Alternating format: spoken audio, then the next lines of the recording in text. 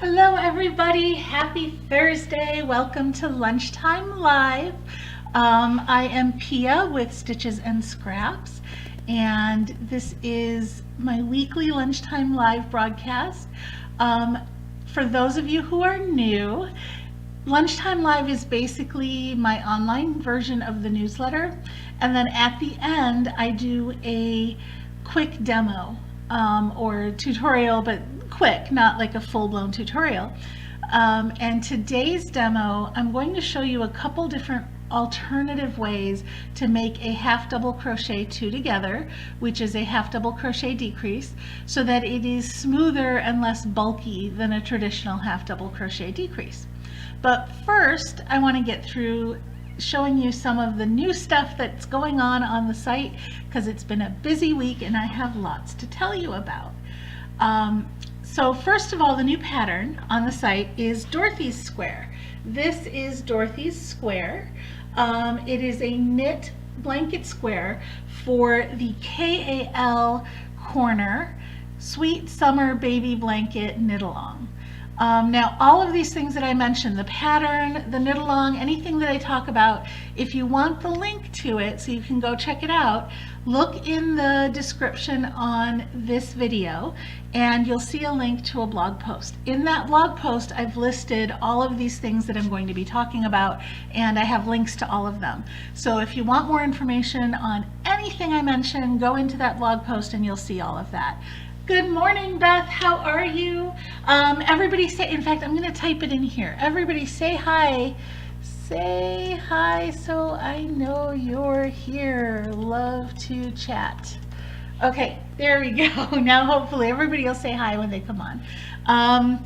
So again, this is this week's pattern. This is Dorothy's Square. And why is it Dorothy's Square? Well, I named it after my mother-in-law because she really liked the color blue. And when I was making this, it just, I don't know why, but it just made me think of her.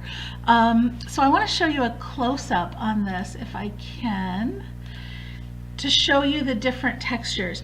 This texture in the center, it doesn't show up perfectly in a lot of lighting for photographs. It's hard to see, but you can sort of see it at an angle like that.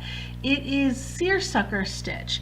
In person, the texture is a lot more visible than it is. Something about the lighting or something, I don't know. I wasn't able to get a good picture, but it's basically got a diamond texture to it, which is called seersucker stitch, which is just a knit and purl combination. It's just knits and purls, so really easy to do. This part is fun. This is an eyelet border, and it was just garter stitch and yarn over eyelets, but when I was looking at it, I was like, you know, I really don't like giant holes in a baby blanket. So how can I make my eyelets a little bit smaller? Well, if you look really closely, you'll see, let me get really close there. You see how that yarn over is twisted in there?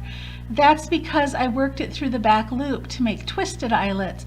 And when you do that, the hole becomes about 2/3 the size.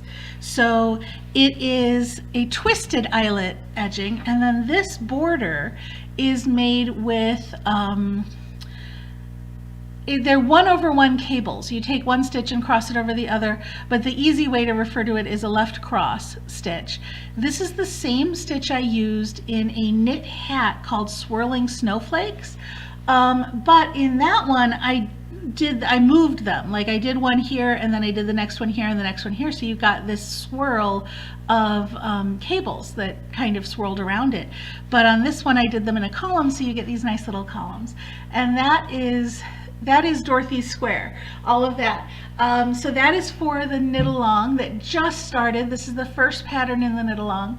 It just started today over at KAL Corner on Facebook. And again, you can find the link at the link in the description on this video. So that's the first thing. I want to show you also the yarn I used for it. Venus Colors is a company in South Africa, and they make, I'm gonna show you the text on this here. They make all of their yarns in a rural economically depressed community in South Africa.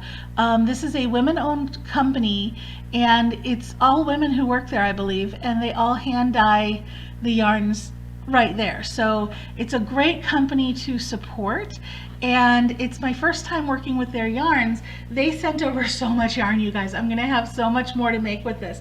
This is the skeins I didn't touch yet, left over from the square. I have another skein of each of these that's half used up with the square, and this is Venice Colors Nickum, Nikkim. Here, let me. Sorry, I know I keep switching camera angles on you, but Venice Color Nickum. It is and I think it's Vinny's color. I always say Venice to myself, but the lady who started it is named Vinny, so I think it's Vinny's color. But anyway, it's Nickum is, or maybe it's pronounced differently, I don't know, but Nickum is the yarn, and it's a DK weight 100% cotton yarn. It is soft. It's really super soft, and I think part of that is I noticed when I was working with it, it's not spun quite as, like the separate plies are not twisted together quite as tightly as some of the like washcloth cottons I've worked with. So it's kind of got that more airier drape to it. So that was really nice to work with. I had to watch a little bit on not splitting it, but it wasn't like super splitty. It wasn't like some of the yarns that I don't touch because they're splitty. It was just a little bit of something to be aware of. So that is the new pattern.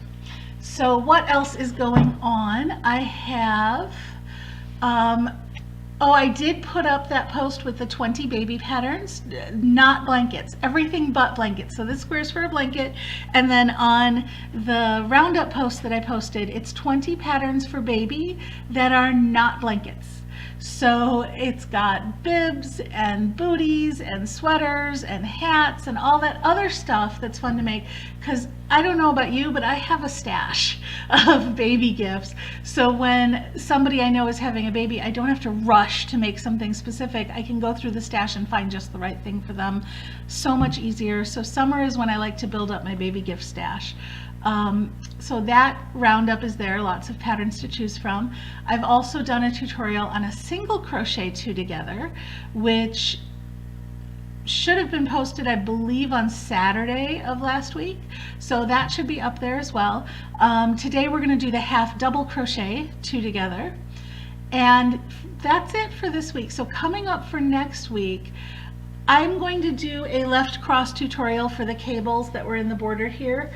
I'm also going to do, and I don't know whether I'm going to get both of these in next week or do one or the other, but I also need to do a flower stitch tutorial, because if you remember, I need to post this pattern eventually.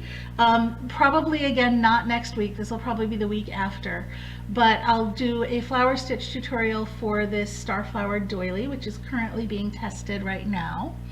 And then for next week's Lunchtime Live, I don't have any plans yet. So if there's something in particular you want to see, let me know. Otherwise, I'll do maybe the flower stitch or the left cross or something that I'm doing a tutorial for.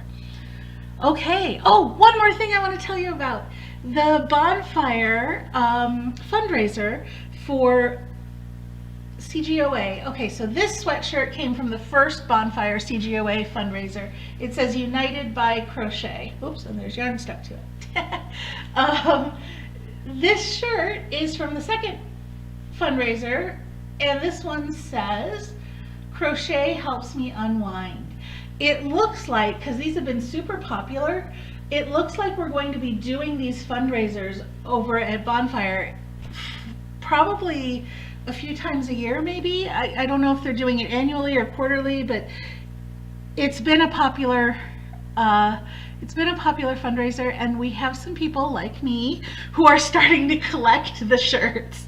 So I'm going to end up getting one every time we do the fundraiser.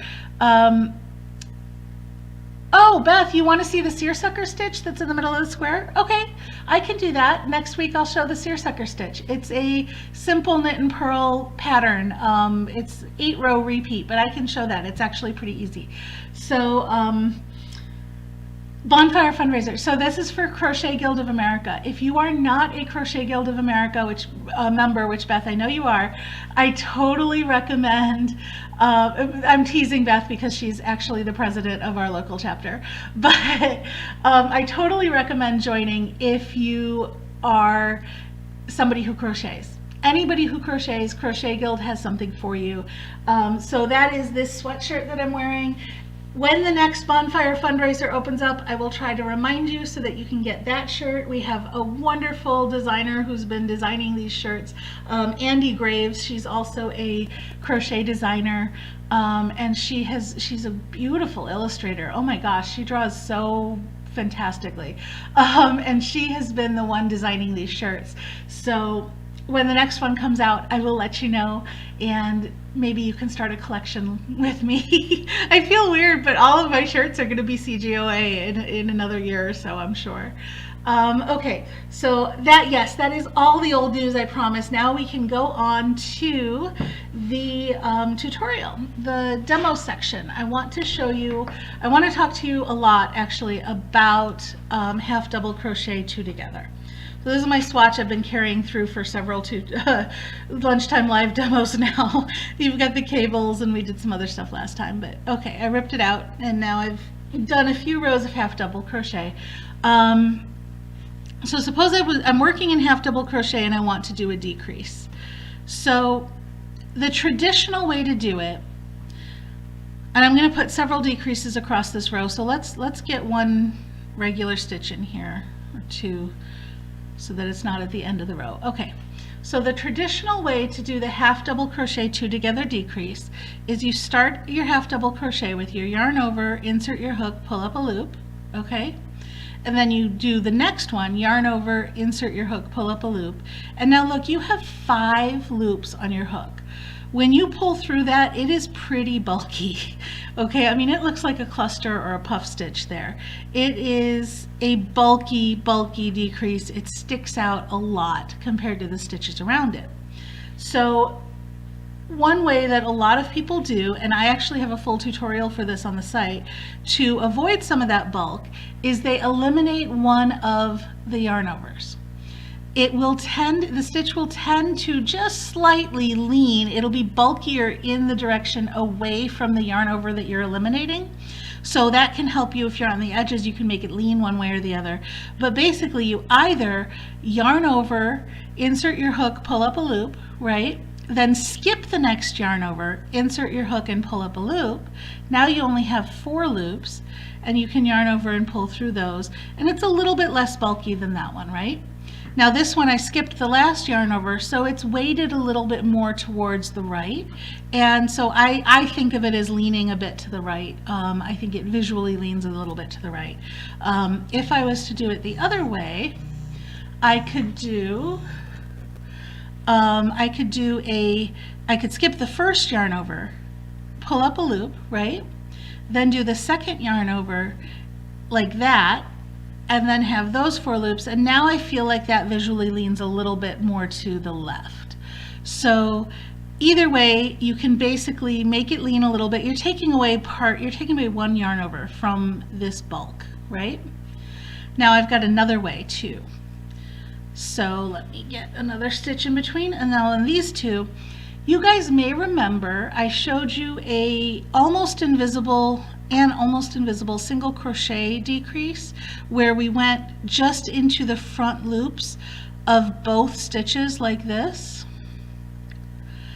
and pulled up our loop through just the front loops like that, right? I split the yarn, but I'll fix that. Remember that when we did that for our single crochet decrease? So we can do a similar thing for the half double crochet decrease. We can yarn over, okay?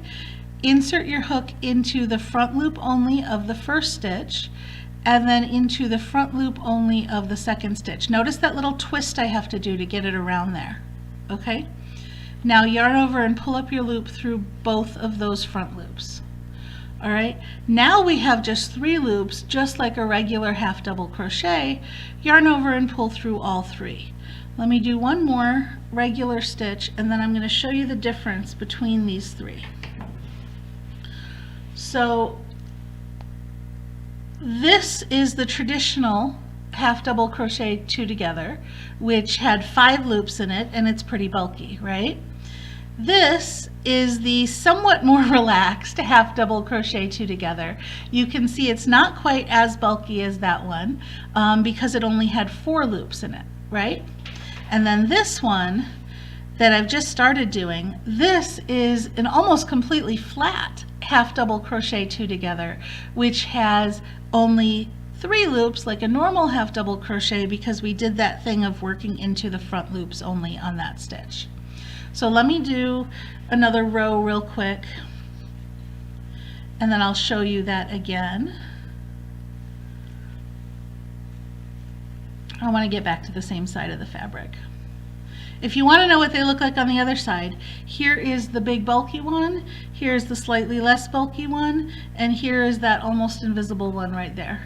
Okay, so let's get to the end of this row.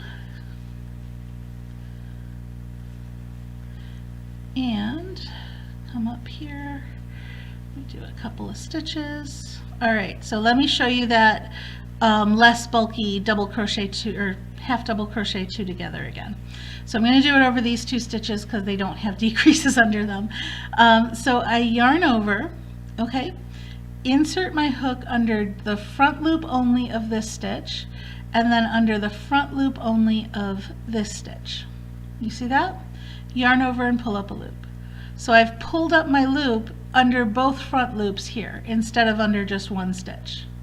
But that means I only had to pull it up once, and I can finish my half double crochet like normal.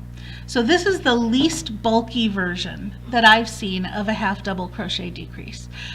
This one is useful if you want, where is it? I've lost it now. This one is useful if you want it to lean in a specific direction and kind of be more weighted on one side or the other. And this, I just don't use this anymore. This is like almost a puff stitch to me, and that's, or a cluster, and that's just too much bulk. So that is how I do my half double crochet 2 togethers. Is that how you guys do them? How do you, or do you just avoid that stitch in general? I spent years just avoiding it in general because I thought it was ugly, and so now I've found ways to do it that I feel are a little bit more streamlined. And that's all I have to show you. So if there are no questions, I'm just going to say bye and have a good weekend, and I will see you next Thursday. All right, bye guys.